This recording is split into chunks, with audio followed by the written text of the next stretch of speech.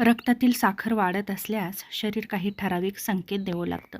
ही लक्षणे सुरुवातीला हलकी असू शकतात, पण दुर्लक्ष केल्यावर गंभीर होऊ शकतात. मुख्य लक्षण म्हणजे वारंवार लघवी होणं. दिवसभरात आणि रात्री वारंवार लघवी लागते. तेव्हा समजून जावं की आपल्या रक्तातील साखर वाढली आहे. शरीर अतिरिक्त साखर बाहेर टाकण्याचा प्रयत्न करतं. दुसरं महत्त्वाचं म्हणजे खूप तहान लागणं. सतत पाणी प्यावंसं वाटणं. शरीरातील पाणी कमी होत असल्यामुळे जास्त भूक लागणं. खूप खाल्ल्यानंतरही भूक भागत नाही, कारण पेशींना ऊर्जा मिळत नाही. इतर सामान्य लक्षणं म्हणजे थकवा जाणवतो, सतत अशक्तपणा जाणवतो, ऊर्जा योग्यरित्या वापरली जात नाही, वजन कमी होतं, काहीही कारण नसताना वजन कमी होतं. त्याचप्रमाणे दुसरं महत्त्वाचं म्हणजे आपली दृष्टी धूसर होते. त्यामुळे डोळ्यांवर परिणाम होतो. वाचन करताना त्रास होतो.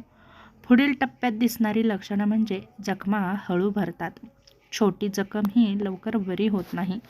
त्वचेचा संसर्ग होतो, जसं की खाज, फोड, बुरशीजन्य संसर्ग वाढतो. हातपाय सुन्न होतात किंवा मुंग्या येतात.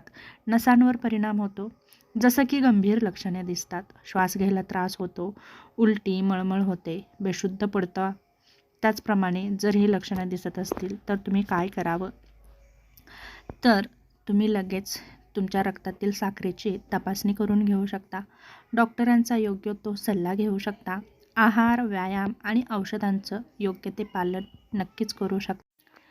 जसं की ही लक्षणे सर्वांना दिसतीलच असं नाही, कारण काही लोकांमध्ये कोणतीही लक्षणं नसताना सुद्धा साखर वाढू शकते. म्हणून नियमित तपासणी करणं खूप गरजेचं आहे. तुम्ही 6 महिन्यातून एकदा जरी तुमच्या रक्ताची टेस्ट केली तरी तुमच्या रक्तातील साखरेचं प्रमाण कळू शकतं.